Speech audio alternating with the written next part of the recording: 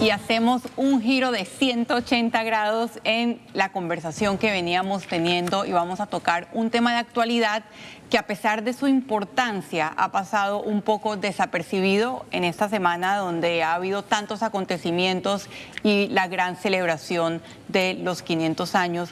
Se trata de la escogencia del Contralor de la República 4 meses antes de que empiecen sus funciones. Para este análisis tanto institucional como periodístico nos acompaña Carlos Barzallo, de Transparencia Internacional, y 2 miembros del equipo de TVN Noticias y presentadores también de Noticias, Icar Reyes y Eduardo Linjueña.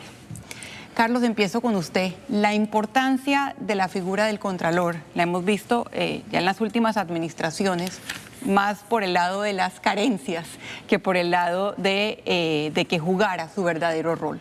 Pero háblenos un poco de eso.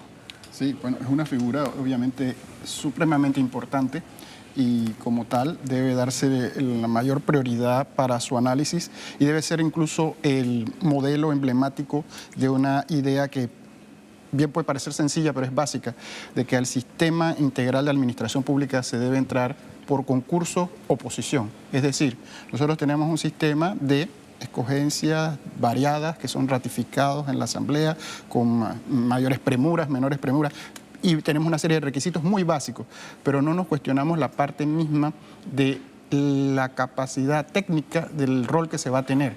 En otras latitudes, y esto ha tomado cientos de años, si uno va a las legislaciones comparadas, desde los 1800 están en este avance. Al final hay que terminar con que estas escogencias, esta, por ejemplo, y muchas otras, tienen que ser un concurso / oposición. ¿Eso qué significa? Que la persona no solo demuestre habilidades blandas que son difíciles de medir, sino que demuestre su capacidad técnica para el cargo que va a ocupar. Eso no se hace de la noche a la mañana, pero hay que pensar en ir en esa dirección. Si no, vamos a estar haciendo este tipo de ratificaciones que realmente dejan mucho que desear. Sí, aquí tengo precisamente una de las aspirantes al cargo de Contralor, María Isabel Domínguez, puso un comunicado en las redes sociales y me llama la atención uno de sus puntos, ¿no? La nueva Asamblea se reafirmó en sus viejas prácticas. Solo para el cargo de Contralor tenían otras 22 opciones para seleccionar al menos 2 aspirantes más y postularlos, pero decidieron seguir la línea o abstenerse y ni siquiera evaluaron o leyeron o consultaron los currículums de los aspirantes. Usted tiene mucho tiempo, Icar Reyes, siguiendo la Asamblea periodísticamente. ¿Le sorprendió lo ocurrido? Para nada, Sabrina. Y lo dijimos al comienzo, casualmente, hay 2 directamente señales que esta nueva Asamblea iba a dar al país. Una de ellas, la conformación de la Junta Directiva, y la vimos cómo terminó, y la otra, la elección del Contralor. Y en el tema de Contralor, el aspecto político juega un papel fundamental. Los tiempos, en política los tiempos son importantísimos. En medio de toda esta fiesta, de esa forma flash, que inclusive un diputado dijo, no tuvimos ni siquiera tiempo en nuestras curules de recibir las hojas para empezar a revisarlas, a auscultar y a cuestionar. Entonces esto fue prácticamente 4 meses antes de que terminara la función del actual Contralor Humber, que ya había Contralor y que siempre también en todos los correos políticos se mencionaba el nombre del ahora Contralor designado. Entonces es algo que llama la atención de este tema y es otro mensaje nuevamente que le ha dado esta Asamblea al país de que todo va a seguir igual. Es mi lectura lo que ha dado este tema. Eduardo Linjueña, igual, pero también con una variable. Es la primera vez que se designa 4 meses antes. Hay varios asuntos allí. Bueno, constitucionalmente antes, por regla, había que designarlo después del 1 de septiembre, que era cuando empezaba la Asamblea. Esta es la tercera vez que la Asamblea arranca un 1 de julio. En ese orden, Bianchini primero y después Federico Humbert, nunca se habían designado tanto tiempo antes. Yo creo que esto es parte de una maniobra.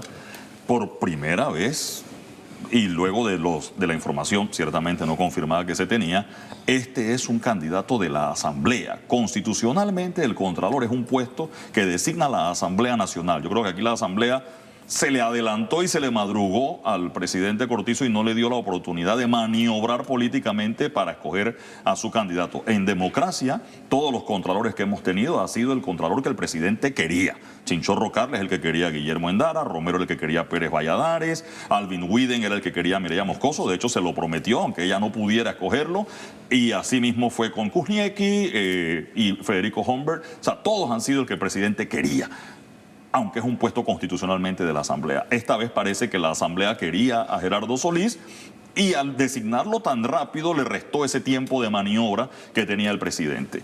Ciertamente me llama la atención, aunque es una designación también de la Asamblea, el tema de las prioridades. Tenemos un magistrado con 20 meses de atraso.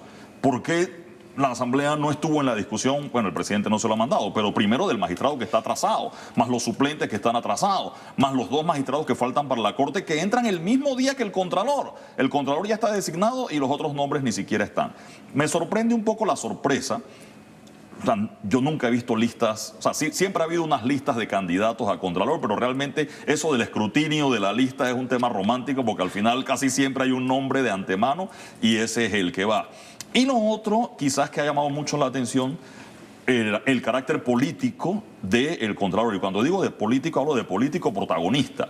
Porque, a ver, Alvin Widen es un político, sin duda alguna, pero no había sido candidato en ese momento a nada, no había participado en nada. Chinchorro Carles, veníamos de 21 años de dictadura y su nombre había estado invisible por casi esos 20 y tantos años de la vida política por las razones de la dictadura, pero era una figura protagonista en la política en la década del 50 y 60, o sea, sí era un hombre político. Pero en este caso, no, Bianchini era invisible antes de ser Contralora, Kuzniecki era también bastante bajo perfil antes de ser Contralor, Carlos Vallarino un poco más, pero bueno, él entró después, no en el proceso este. Regresamos a un político, partidista, protagonista como Gerardo Solís, que ocupa ahora el puesto de Contralor. En cuanto a su formación, bueno, ya hemos tenido varios abogados contralores, Kuzniecki, Widen, este es abogado. De hecho, creo que el último Contralor realmente con experiencia de auditoría comprobada era Bianchini, que había sido Contralor en la empresa de Ricardo Martinelli y en la Caja del Seguro Social había sido la directora nacional de auditoría.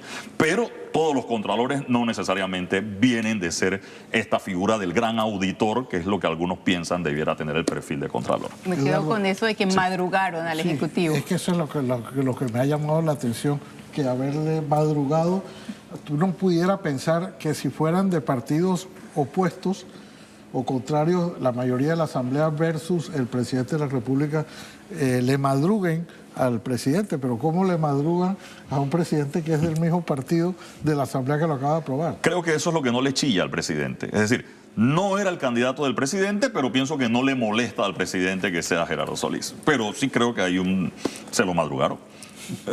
Todo parece indicar. O estamos ante un presidente respetuoso de los otros poderes del Estado, que aunque tú seas respetuoso, uno debe tener aliados o amigos en la Asamblea. Yo todavía no sé quién es el amigo de Nito Cortizo en la Asamblea, un ente que él conoce bien, del que él fue presidente y en el que tuvo creo que 10, 15 años.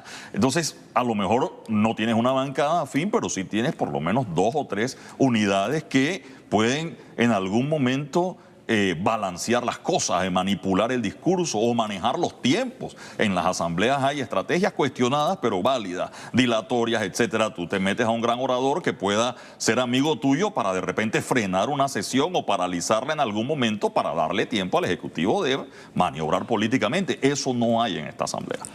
Me parece curioso, y después voy de nuevo con Carlos Barzallo, que usted haya dicho el carácter político de la persona o la esencia política de la persona designada, cuando las primeras declaraciones de Laurentino Cortizo, cuando le preguntan por el Contralor, es al menos él no aspira a la presidencia de la República. Sí. Eso fue lo que dijo y no tiene un cheque en blanco. Fueron las 2 cosas que me llamaron la atención.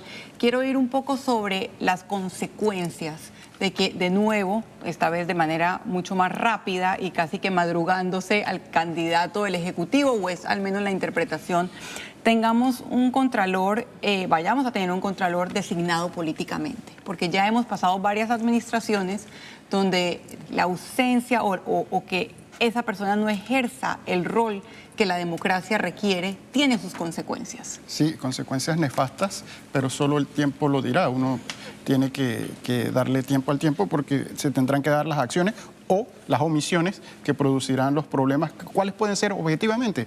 La falta de fiscalización adecuada es el semillero de la corrupción y produce las pérdidas a las arcas estatales que todos estamos sufriendo y viviendo. Entonces, la ecuación es muy sencilla y yo, al escuchar a los experimentados en el análisis político, yo retomo el tema técnico, que si bien es cierto, es una partecita de la ecuación, no podemos dejar de pensar de que con el sistema que tenemos actual, sea quien sea la persona, estamos sujetos a la albura, a la suerte.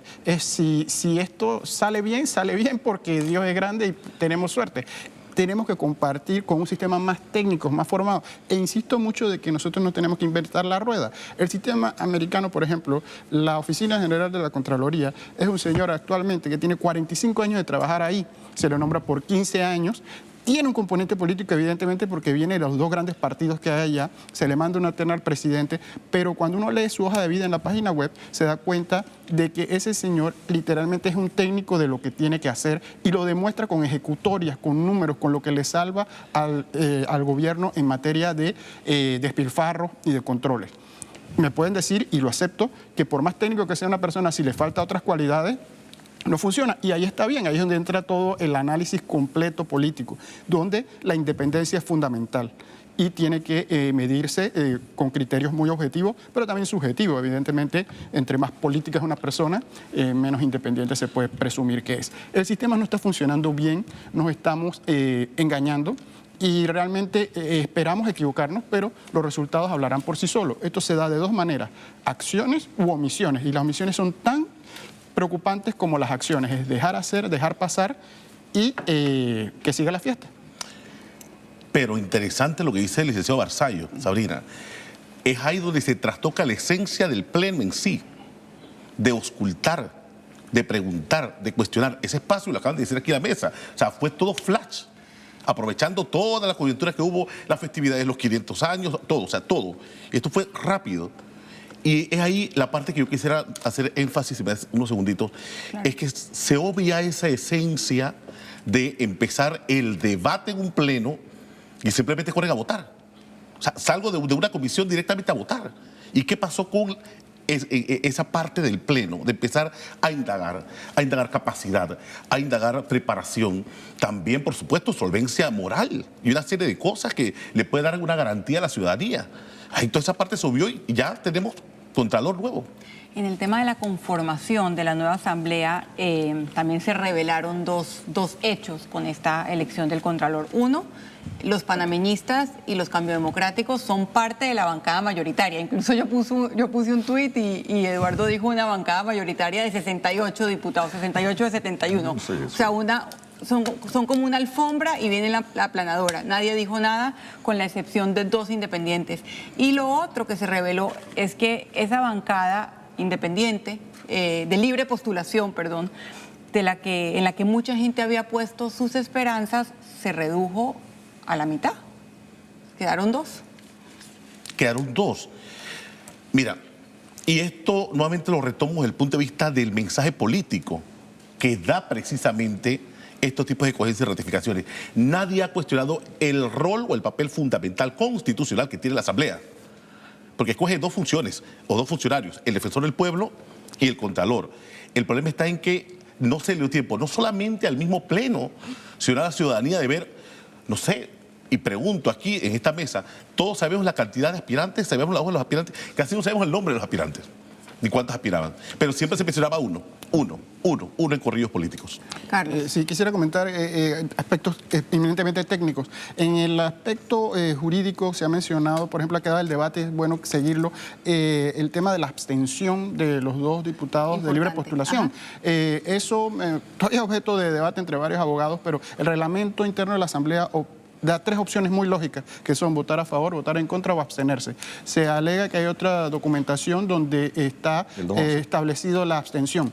Yo no comparto 100% este criterio, pero lo puedo reconocer como que otros piensan que es así. Yo pienso que si en una votación no hay la posibilidad de votar en contra, yo no sé para qué vamos a votar, porque no es mucho. Y lo otro, que sin entrar en el terreno que nunca me gusta, que es político, en el sentido importante es que hay que no solo estar en contra de las cosas, sino proponer a favor. Y hay la posibilidad de proponer a los otros 22 personas, ahí había alguna persona que podría destacarse y votar, aunque fuera a perder. Como dice la obra Matar a un ruiseñor, que hay batallas que hay que hacerlas, aunque uno sabe que las va a perder desde el principio, pero hay que hacerlas. Entonces, me parece que se pierde una oportunidad porque no solo es vencerse desde el principio, sino proponer un plan B que podría estar sustentado en un contenido técnico y perder, pero se gana perdiendo. Creo que se puede pensar un poco más lo que pasó en ese sentido. Sí, eso también fue un debate en las redes sociales. Eduardo Linjoen, ¿cómo pudiéramos interpretarlo? Son dos diputados muy jóvenes, sí. Es la primera vez que están en la Asamblea y son los únicos dos que se abstuvieron, aunque habían otras maneras mucho más efectivas de mostrar su descontento. Hay una explicación de la abstención, como bien dijo, en vez de votar en contra, porque aquí no están votando contra una ley, sino simplemente si querían una persona o no. Sin embargo, a mí me sorprende la sorpresa, y no para desanimar al colega Reyes Rodríguez cuando hablaba de que no le sorprendió nada, porque realmente es lo que queremos. Si analizamos lo que queremos, hay una decepción. Pero si analizamos lo que ha pasado, para nada. O sea, aquí nunca ha habido lista de aspirantes a Contralor. O si las ha habido, nunca. O sea, el nombre del Contralor siempre se ha sabido con antelación. A veces dos. Recuerdo Bernabé Pérez y Federico Homber, hubo como algo de tira y jala en ese momento un poco, pero nada. O sea, así que quizás estamos decepcionados de lo que queremos que pase. Pero técnicamente pasó lo que siempre ha ocurrido. O sea, va el nombre y se aprueba sin mayor discusión. Yo no le doy mucho color al tema de los diputados independientes. No me sorprende el voto de abstención de los dos que se abstuvieron. Porque creo que ellos se van a abstener a muchas cosas en el camino de lo que viene y van a votar en contra en casi todo lo que viene. Y el tema de esa bancada mayoritaria sí es como... Pero bueno, en la Asamblea hay mucha conveniencia. Si ya uno es diputado y sabe cuál es el resultado final, dice, mejor voto con el lote y no me enemisto con nadie. Si ya sabemos que este señor va a ser Contralor, lo conveniente es, hey, ya él va a ser Contralor de todas maneras, voto por él y ya no tengo problema el día que a mí me toque tener algo con la Contraloría, quedo como uno de los buenos para él, digámoslo así, ¿no? Es totalmente cierto. Ese es el resultado. Y es la antítesis del cambio. Sí. Y es la antítesis del cambio. Ahora, el cambio es lo esperado, ¿eh? No, el cambio es aspiracional. Es aspiracional, sí, por eso si la sorpresa es a lo que queremos, no a lo que ha pasado siempre. Pero es que no puedes votar ganador. O sea, juegas tu papel. Si tú en tu circuito prometiste algo, tú tienes claramente que, ante el Pleno, reiterarte. O voto en contra, o postulo a otra persona dentro de la lista, pero no me abstengo. O sea, ¿qué es la función de abstenerse? Entonces, uno por una parte. Y lo otro, esto de decir, bueno, como voy a votar ganador, todos van a votar para no tener problemas con el Contralor. O sea, yo no hago nada ahí, entonces. ¿Dónde queda mi integridad y mi trabajo, mi desempeño dentro de un pleno? Claro, y mi cargo y mis funciones como diputado. Doctor Ritter, Eduardo Linjoen dice algo que puede ser motivo de análisis para el próximo bloque, y es que esta designación del Contralor se pone en fila, entra en la fila de muchas otras que están pendientes. ¿De qué manera lo ocurrido con esta designación nos habla de lo que puede ocurrir o lo que debemos esperar con designaciones muy importantes como la de los 3 magistrados a la Corte Suprema de Justicia, directores del Canal de Panamá, el fiscal electoral que tiene meses, o más de meses, creo que casi años de demora en esa designación? Hay una diferencia fundamental, y es que todos estos que has mencionado dependen de la designación del órgano ejecutivo. Es decir, el Consejo de Gabinete tiene que proponer nuevos nombres para los miembros de la Junta Directiva del Canal, tiene que proponer nuevos nombres para los magistrados de la Corte Suprema de Justicia, tiene que proponer nuevos nombres para fiscal electoral, cosa que no ha ocurrido. Entonces, el único cargo que tiene la Asamblea para sí mismo, que no depende de la designación del órgano ejecutivo, es la de Contralor.